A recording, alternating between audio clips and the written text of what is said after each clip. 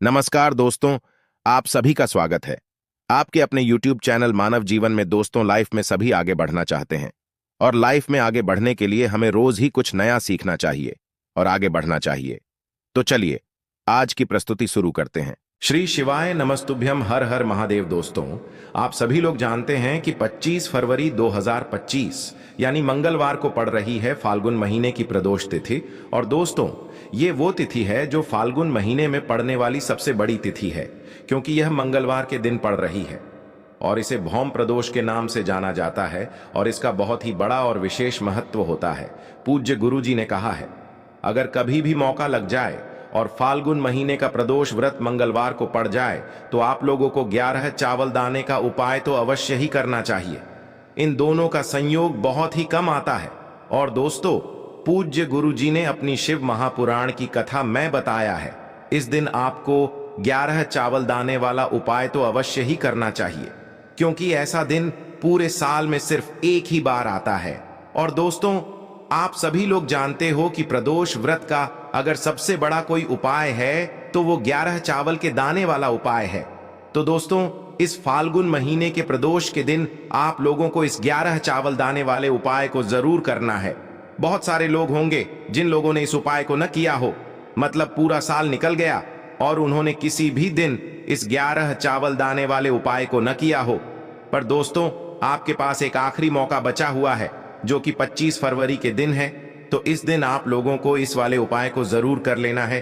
भले ही आपने पूरे साल भर इस उपाय को ना किया हो, पर अगर आपने इस फाल्गुन महीने के प्रदोष व्रत के दिन अगर इस वाले उपाय को कर लिया तो आपको इस उपाय को करने का वो फल मिलेगा जिसकी आपने कभी कल्पना भी नहीं करी होगी। इसीलिए आप लोग इस वाले उपाय को एक बार जरूर कर लेना, ताकि आप लोगों के हाथ से यह मौका ना जा सके और आपको इस उपाय को करने का फल मिल सके। दोस्तों, यह उपाय पंडित जी ने अपनी अभी की ही शिव महापुराण की कथा में बताया है, जिस उपाय को आज हम आपको बहुत अच्छे से समझाने वाले हैं। इस वीडियो को देखने के बाद इस उपाय को समझने के लिए आपको कोई और वीडियो को देखने की जरूरत नहीं पड़ेगी। तो चलिए दोस्तों, उपाय को शुरू करते हैं। देखिए, यह इस फाल्गुन महीने के प्रदोष व्रत के दिन यह इतना खास होता है, इतना महत्वपूर्ण होता है। देखा गया है, कभी कभी बड़े बड़े पूजा पाठ अनुष्ठान से जो मनोकामना पूर्ण नहीं होते, वो इस फाल्गुन महीने के प्रदोष के दिन एक छोटे से उपाय करने से ही आपकी मनोकामना पूर्ण हो जाती है। और बहुत सारे लोगों ने इस उपाय को किया भी है और उनको इस उपाय को करने का फल भी जरूर मिला है। अगर आप लोग भी इस उपाय को मंगलवार प्रदोष के दिन करना चाहते हैं तो आप इस उपाय को पहले अच्छे से समझ लेना, सुन लेना, उसके बाद करना। आपको इस उपाय का फल जरूर मिलेगा। और इस उपाय को कर लेने से आपके घर में चाहे किसी भी प्रकार की दुख और समस्या क्यों ना चल रही हो, आपको उसका कारण भी नहीं पता है कि भाई यह समस्या किस कारण से चल रही है। उसका कुछ भी कारण हो सकता है, जैसे पितृदोष हो सकता है या किसी भी तरह का मंगल दोष भी हो सकता है। तो इस दिन आप लोगों को यह वाला उपाय कर लेना है। ये एक ऐसा उपाय है जिस उपाय को अगर किसी विशेष दिन पर किया जाए तो भाई उस विशेष दिन का जो है वह तो हमें मिलता ही मिलता है, पर हमने उस दिन पर इस उपाय को किया है तो हमें उससे भी बड़ा फल मिलता है और फल बहुत जल्दी मिलता है, क्योंकि आप इस उपाय को बहुत ही बड़े और विशेष दिन पर कर रहे हो। तो चलिए अब उपाय के बारे में बात करते हैं, लेकिन उससे पहले आप लोगों को यह जानना आवश्यक है कि आखिर यह उपाय किस समय करना है, किसको करना है और कैसे करना है। तो चलिए हम आगे आपको वीडियो में एक एक करके बता देते हैं। लेकिन उससे पहले अगर आप लोग हमारे चैनल पर नए हैं तो हमारे चैनल को सब्सक्राइब कर लेना और इस वीडियो को लाइक करके कमेंट बॉक्स में श्री शिवाय नमस्तुभ्यम ओम नमः शिवाय जरूर टाइप कर देना। और अपने फायदे के लिए, गरीबी दूर करने के लिए इस वीडियो को पूरा देख कर जाना, तभी आपको लाभ की प्राप्ति होगी। यदि आज आपने वीडियो को बीच बीच में से देखा, काट काट कर देखा, तो जीवन में आपको कभी सफलता हासिल भी नहीं होगी। तो दोस्तों, इस 11 चावल के दाने वाले उपाय को हमें इस प्रदोष व्रत के दिन कैसे करना है, किसको करना है, किस समय करना है और कहां पर करना है, ये सारे सवालों के जवाब आपको इस वीडियो में मिल जाएंगे। और जो ये वीडियो देखेगा भाई, उसको 11 चावल के दाने वाला उपाय जरूर करना चाहिए, क्योंकि इस दिन एक चावल के दाने का भी बहुत ही बड़ा और विशेष महत्व होता है। और जब बात आ जाए 11 चावल के दाने की, तो ये सोने पे सुहागा वाली बात हो जाती है और ये एक बहुत ही बड़ा उपाय हो जाता है इस मंगलवार भौम प्रदोष का। तो अब दोस्तों, इस 11 चावल के दाने वाले उपाय को आखिर करना किसको है, सबसे पहले हम लोग वो बात जान लेते हैं। तो देखो, घर की जो बड़ी माताएं बहनें होती हैं, उन माताओं बहनों में से कोई भी एक बड़ी माता बहन इस वाले उपाय को कर सकती है। और दोस्तों, अगर आप चाहें तो अपने घर में से सभी सदस्यों को भी इस उपाय को करवा सकते हैं। अगर किसी व्यक्ति की खुद की कोई मनोकामना है, खुद की कोई दुख और परेशानी है जो कि वह अपने लिए ही करना चाहता है इस वाले उपाय को, तो वह खुद अपने लिए भी कर सकता है। बाकी अगर कोई घर में से ऐसा है जो कि अपने पूरे घर परिवार की सुख और शांति के लिए ये वाला उपाय करना चाहता है, तो भाई वह भी कर सकता है, उसमें भी कोई दिक्कत वाली बात नहीं है।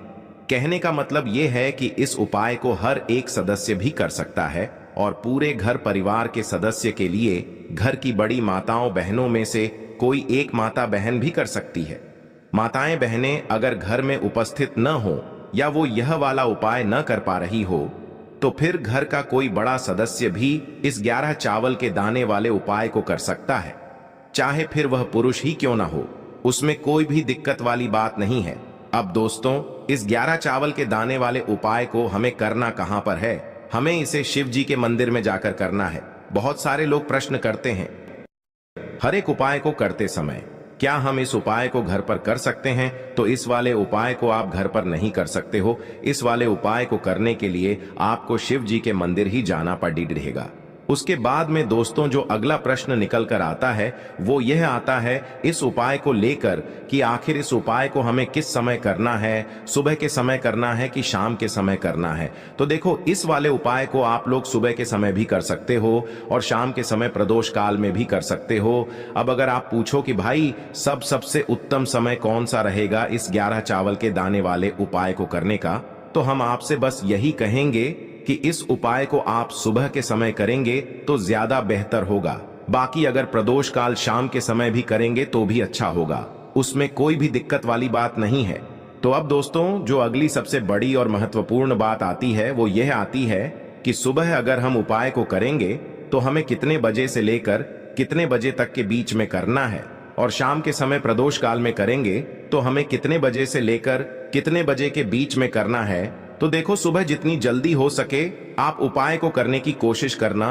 बाकी अगर किसी कारणवश लेट भी हो जाओ, थोड़ी देर भी हो जाए, तो 10 या 11 बजे तक भी आप उपाय कर लेना, पर 12 बजे से ज्यादा देरी ना हो, ठीक है?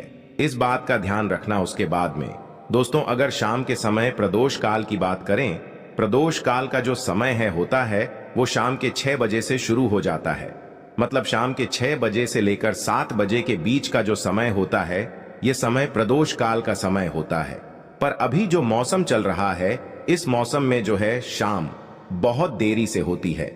तो आप इस उपाय को 7 या 8 बजे के बीच में भी कर सकते हो। मतलब शाम के 6 बजे से रात 8 बजे के बीच में आप कभी भी इस वाले उपाय को कर सकते हो, उसमें कोई भी दिक्कत वाली बात नहीं है। अब दोस्तों, यहां पर इस उपाय को लेकर एक और सबसे बड़ी बात यह निकल कर आती है कि इस 11 चावल के दानों को हमें लेना कहां से होता है, और हमें इस उपाय को करने के साथ में क्या और कुछ भी सामग्री ऐसी होती है जो शिव जी के मंदिर लेकर जानी पड़ती है।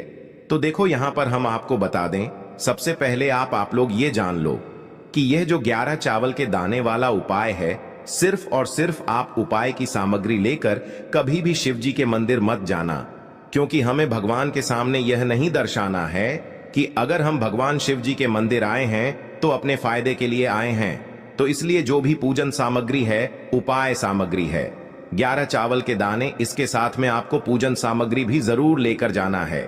देखो, अगर सुबह के समय उपाय कर रहे हो तो सीधी सी बात है, 1 लोटा जल तो आप लेकर जाओगे ही जाओगे। वही 1 लोटा जल अगर मिट्टी का जल हो तो बहुत अच्छा रहेगा। मिट्टी का जल कैसे बनाया जाता है, इसके लिए हमने पहले से बहुत सारी वीडियोस बना दी है। आपके पास इस दिन एक आखिरी मौका रहेगा मिट्टी का जल शिव जी पर चढ़ाने का और उपाय को करने का। बहुत बड़ा आपको इस दिन फल मिलेगा। तो इसलिए इस दिन हो सके तो भाई मिट्टी का जल चढ़ाना तो अपने साथ में कम से कम एक लौटा जल तो आपको लेकर जाना ही जाना है। अगर मिट्टी का जल नहीं है तो घर का जल भी आप इस्तेमाल कर सकते हो। इसके अलावा जो भी पूजन सामग्री है, देखो 11 चावल के दाने ये अलग आपके रहेंगे और जो आपकी पूजन सामग्री रहेगी वो अलग रहेगी। पूजन सामग्री में आप जो भी चीज लेकर जाना चाहे वो लेकर जा सकते हैं, उसमें कोई भी दिक्कत वाली बात नहीं है। वहीं अगर हम बात करें शाम के समय की, तो शाम के समय शिव जी पर जल नहीं चढ़ता है, इसीलिए शाम के समय आप लोग एक दीपक तैयार कर लें जो कि गोल बत्ती का, आटे का, शुद्ध देसी गाय का घी का होगा, है ना। इस बात का आप लोगों को ध्यान रखना है और इस दीपक को आपको घर से जलाकर नहीं लेकर जाना है, भगवान शिव जी के मंदिर में जाकर ही जलाना है। इस बात का भी आप लोगों को ध्यान रखना है। अब दोस्तों यहां पर हमें इस बात को समझना है कि यह 11 चावल के दाने हमें लेना कहां से है।